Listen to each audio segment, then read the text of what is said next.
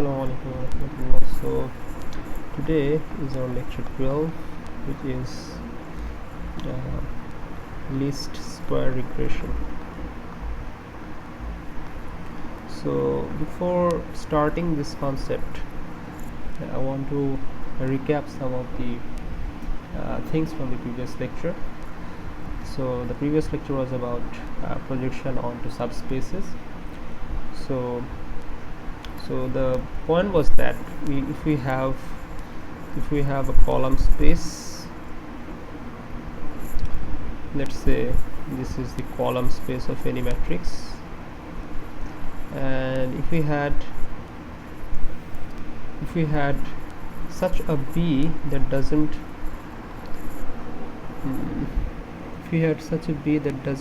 fit inside that column space, then what we used to do is that we tried to find out the nearest point on the column space, that is P, and we got an error for the projection. So this E is basically the error, which is the difference between the projection point and this solution vector B. Alright, so there can be two extreme cases where B is in the column space of A. So let's say this is column space of A. So if B is in the column space of A, then if B is in the column space,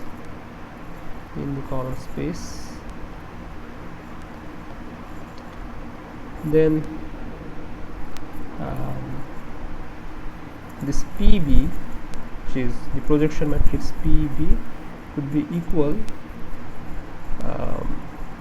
to the B, because B is inside that column space. Alright, and if B is perpendicular to the column space,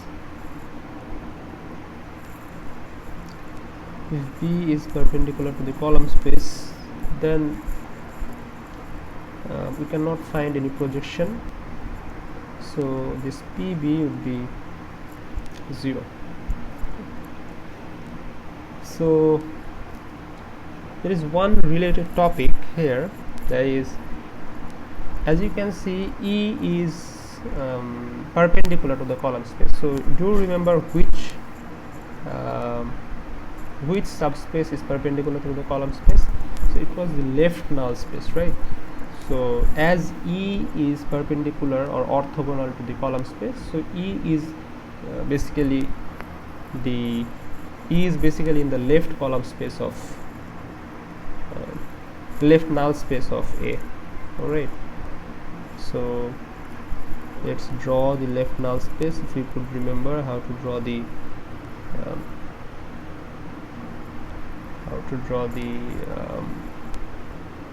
four fundamental subspaces and their orthogonality. So this is basically left null space. So this is basically the left null space, and E is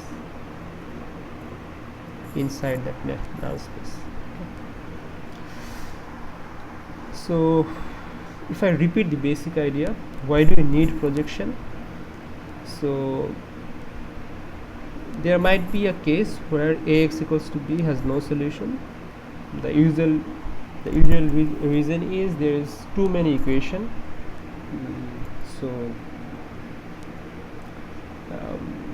B is not inside the column space of A, so we try to get X cap instead of X by multiplying A transpose in the both side of the equation of Ax equals to B.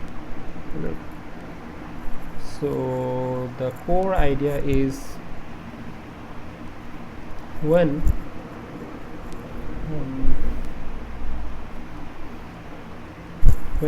Ax equals to B, has no solution,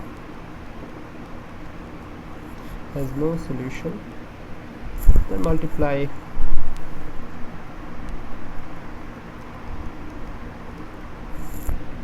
A transpose and multiply A transpose and solve A transpose A x cap equals to A transpose B.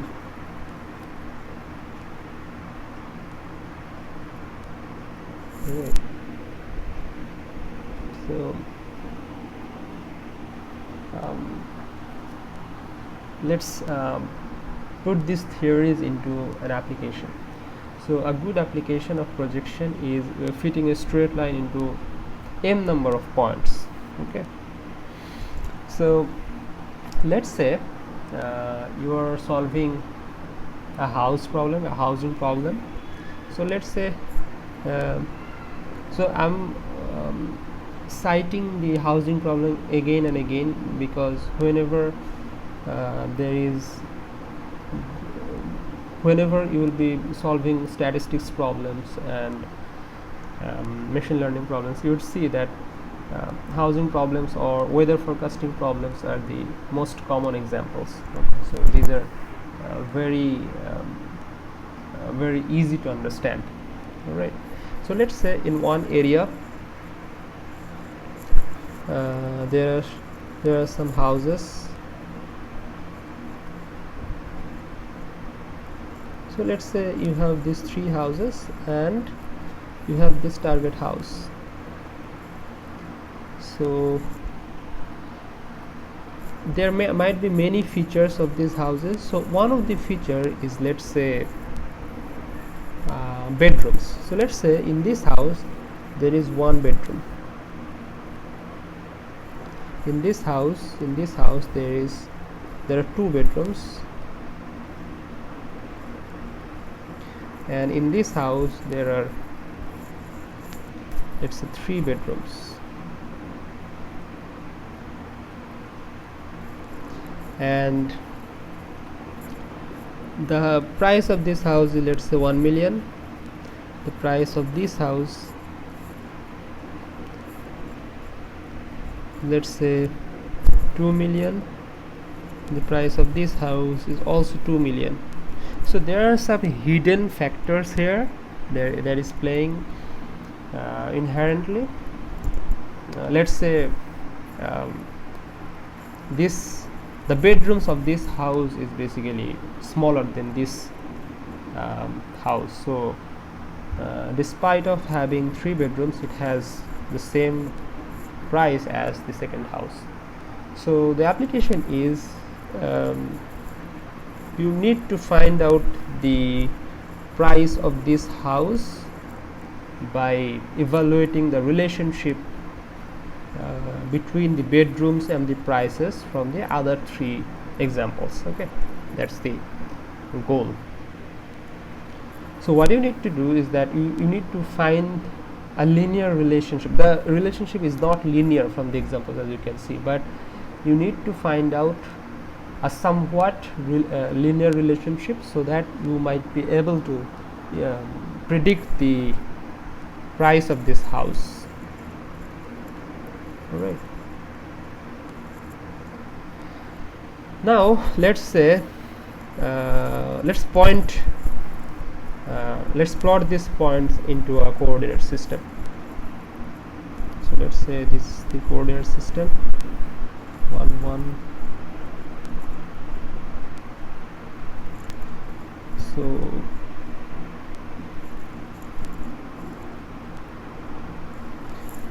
this is the x-axis,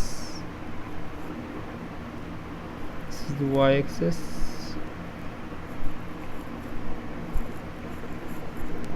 and these are the points. So 1 bedroom and 1 million, so it should be pointed here. 2 bedrooms and 2 million, so it should be pointed here. 3 bedrooms and 2 million, so it should be pointed here. So what you need to do is that you need to find a straight line between connecting all this point, so that you might be able to find a relationship. So this is the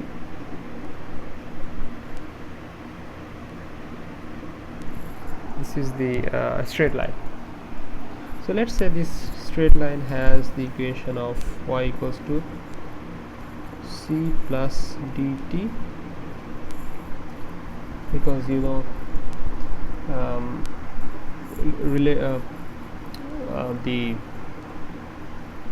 the straight lines have the equation of the form y equals to ax plus b. Alright, so this has the form y equals to c plus dt, and this line is called the least square regression. So what you need to do is that so these points are basically b, so this is b, sorry, so this is b1, this is b2, and this is b3. So what you need to do is that you need to find the projection on this straight line. So this is the projection here, this is the projection here, this is the projection here, and these projections will be landed on, let's say this is p1, this is p2, this is p3, and the differences here are e1 error, e2 error, e3 error. Alright, so this straight line, so your goal is to minimize the error as much as possible to get the best fitted straight line, right? So this straight line is called the least square regression line. So as your data shows a linear relationship between the x and the y variables, so you need to find out the line that best fits this linear relationship, and that line is called a regression line. Alright, so this line makes the vertical distances from the, so these e1s are basically the vertical distances from the data points. So we need to minimize these vertical distances as much as possible or as small as possible, and it is called the least square because the best line of fit is one that minimizes the variances. Okay, so I think you know about variance from the high school, but we'll talk about it. So so in this case, if you substitute the values of x's on t and the y values at the right hand side, so you will get these equations. So c plus d, as t has the value of 1 at this point, equals to 1, and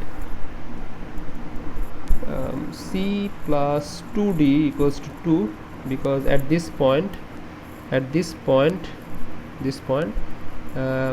x has the value of 2 and y has the value of 2, and at the last point x has the value of 3 and y has the value of 2. So it would be c plus 3d equals to 2 as well. So this system doesn't have a solution because there are more equations than the number of unknowns, right? So this system does not have a solution. Okay, so but it does have a best solution, and we need to find out the best solution.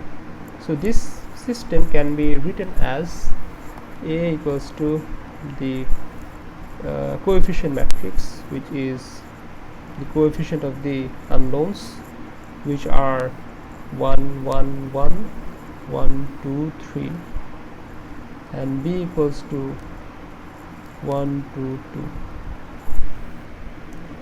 So what do you need to find out? We discussed about this a lot in the previous lecture, and that is, you need to find out x cap, you need to find out p, you need to find out the capital P. So the error here is the error between the ax and the b, the difference between them, and that is, we know, that is called the error E. So we need to minimize this, but before that we need to we cannot minimize if the quantity is negative. So what you need to do, we need to square it so that it doesn't contain any negative value. Okay. There is one more objective of this squaring, and that is giving some weight to the difference. Okay. So that means if there are some bigger difference, we need to focus more on that bigger difference to minimize it. Okay, so that the bigger differences minimizes more, and the smaller and in cases of smaller differences, those are already smaller than most of the other data points, so that we do not need to focus much on those points. Right. So squaring in a way means that we are adding some weight to the bigger differences. All right. Now it has some problems as well. Let's say there are some outliers. So one student actually asked this question, that if some data point, let's say if some data point has very absurd value that keeps it away from the actual data points. Let's say if one data point has this, there is one data point that is here. So how do we deal with this? So if you try to minimize the error here, you will lost reference to all the other data points that are here. All right. So what you need to do, you need to detect this outlier, and you need to remove it from your data set.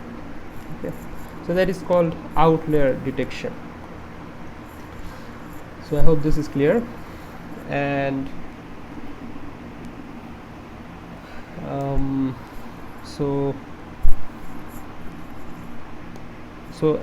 we got a coefficient matrix, we got a B. So what we need to do is that we need to find out ax cap equals to some P, where B, okay, so we have A, we have B, and the x cap contains the value of the unknowns. So basically x cap is the values of C and D. So what we have here is that we have ax equals to B, that doesn't have a solution. So I just decided that if we do not have a solution for x equals to B, we need to multiply A transpose at the both sides of the equation, so that it might find the best solution, and x becomes x cap here. So what you need to do is that you need to, so the main goal here is to minimize the errors, right?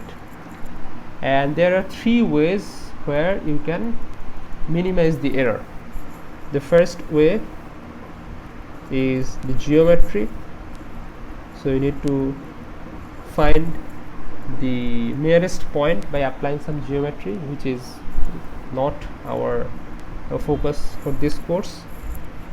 The second method is algebra, which is basically this method. We will see it in a bit. And the third method is by using calculus, which is in fact used in most of the machine learning applications you use calculus to minimize the loss function. Okay, so let's try out the algebraic approach first. So we have A, so our A transpose is basically 1 1 1 and then 1 2 3. We just transpose this one, so our A transpose A is basically multiplying these two matrices, and sorry,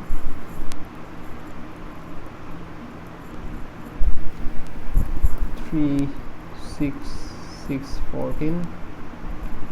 It is symmetric as expected, and A transpose B is basically 1 1 1 1 2 3 multiplied with the B 1 2 2. So this is basically 5 11. So we have A, so our primary equation was A transpose A x cap equals to A transpose B, A transpose B. So this is basically 3, just applying the values here. So 3 6 6 14, x cap is basically C and D, A transpose is basically 5 11. So from this you get two equations,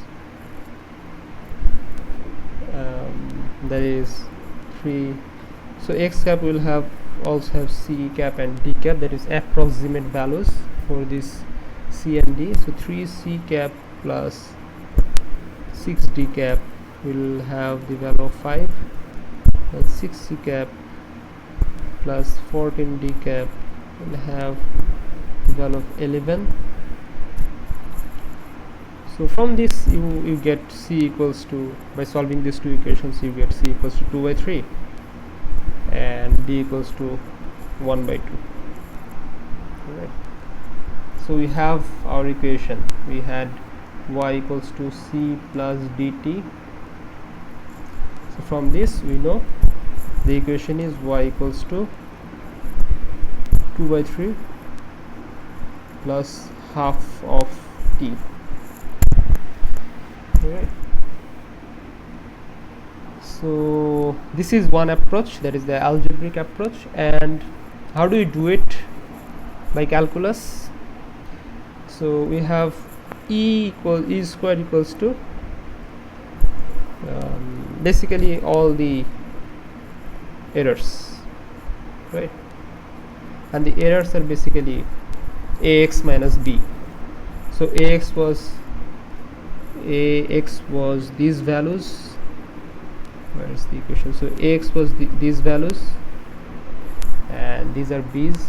So it can be written as, so E1 is basically C plus D minus 1 whole square plus C plus 2D minus 2 whole square plus C plus 3D minus 2 whole square. So you need to minimize it. So how to minimize this? So you need to partially find the derivative of this as you are trying to minimize this. So at the minimum the value would be 0, as you are squaring, you have squared the error. So as let's say this is E, so if you find the derivative with respect to C, it would be dc of E, which is 2 into, find the derivative of this one, 2 into C plus D into 0. As your the unknowns here are C and D, and as you are differentiating with respect to C, the D is considered as a constant, so it has 0, it will be 0. and minus 6, something like this, plus, so you'll get a equation, a linear equation here. So, and with this approach, if you find the derivative with respect to d, you will get another equation here, as these both things are 0. So you will get two equations from here, and you need to solve, so you'll get a equation for c here, you'll get a equation for d here, so you need to solve c and d, and you'll get the solution. Okay, so I have already learned this in your calculus course. Okay, so you already got the equation, our desired equation. So let's go back to our previous problem. So the relationship here is basically y equals to 2 by 3 plus half of t. So if we have 4, let's say in this house there are 4 rooms. If there are 4 rooms, then the value would be y equals to 2 by 3 plus half of 4, which is 2 plus 2 by 3,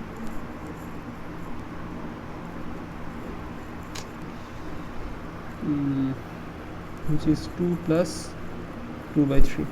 So this is something like 2.67 million. So this is how with the with linear algebra you find the solution for a linear regression line, and least regression line, and you predict some values for a given problem. I hope this concept is clear. So yeah, so from this we have our y variable, the predicted value y. So basically you have the values of you have the values of b. Okay, you have the values for p. So this p, y is basically p. So the p, this p matrix or the projection matrices would be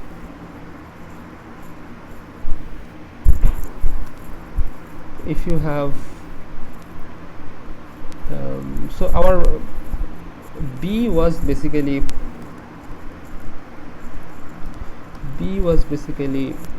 1 2 2. So but p is basically this y, so we are finding the projection, right? So this p is basically, if you put the values of the x's which were 1 2 and 3, you will get the values as 7 by 6,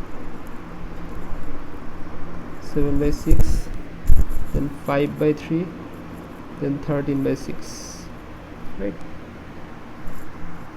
So we have the equation b equals to p plus e. This is basically the rule of vector.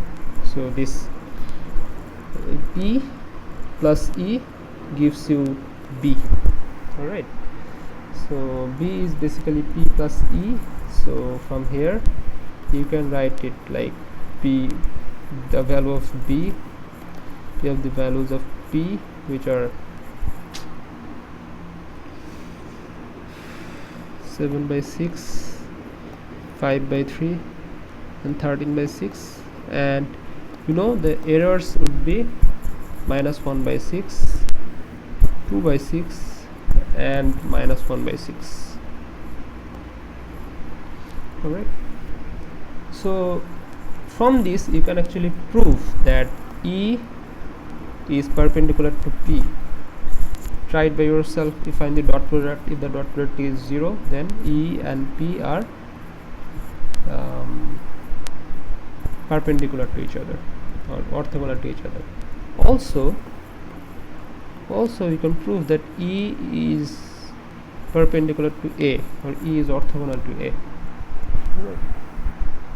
So you take, so which is A? So we have this A matrix. So you take one column from it and you multiply with the error vector and you will get 0. Right. So this can also be proved. So this is your responsibility to prove it by yourself. So there is one very crucial point here, that is A transpose A. So this equation actually becomes x cap equals to A transpose B divided by A transpose A. So this can be written as A transpose into A transpose A inverse B. Alright. So if this A transpose A inverse is not invertible, then this whole mathematics is wrong. So we need to prove that A transpose A is invertible, right? But for that there is one condition, that the columns of the matrix A have to be independent. Okay. So my question here is, how can I prove that if A has independent columns,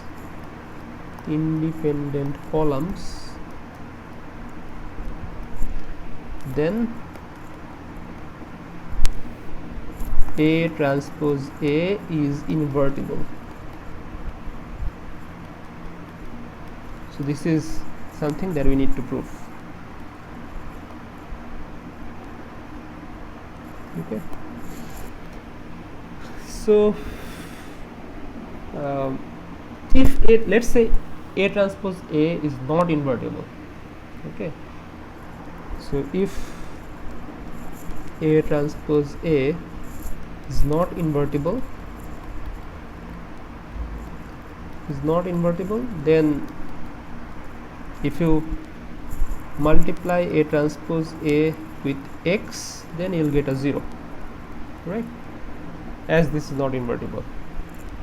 So that means that it belongs to null space.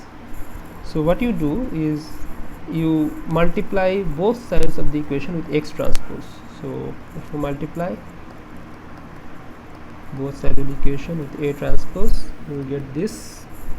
So this is another way of writing Ax transpose into Ax equals to 0. So let's say y equals to Ax, so y transpose y equals to 0. So y equals to Ax in this case. So as you can see that the dot product of y, is 0, right? So one vector cannot be perpendicular to itself. So it can only be possible where this vector itself is 0. All right. So y is basically 0. Only in that case you will get this result. Okay. So this is basically Ax equals to 0. But at the first part of the proof, you used an assumption, or you can say a theorem, which is A has independent columns, right? So A has independent columns. So if A has independent columns, only when x is equals to 0, then you will get Ax equals to 0. So as A has independent columns,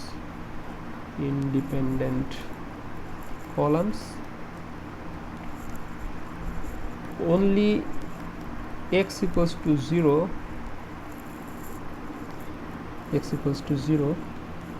can lead to ax equals to 0, right? Sorry, yeah.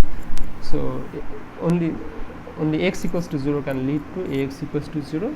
So we have proved that our primary assumption was wrong. That means this is not true. A transpose A is not invertible. This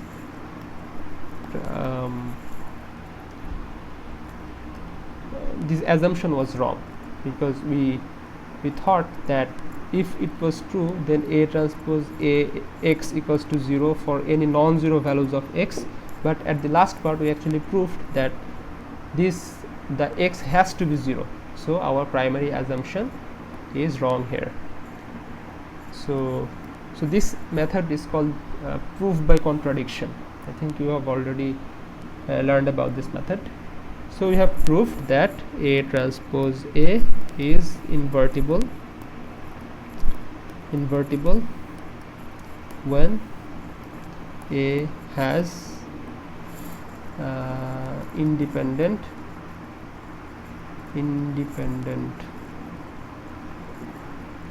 columns.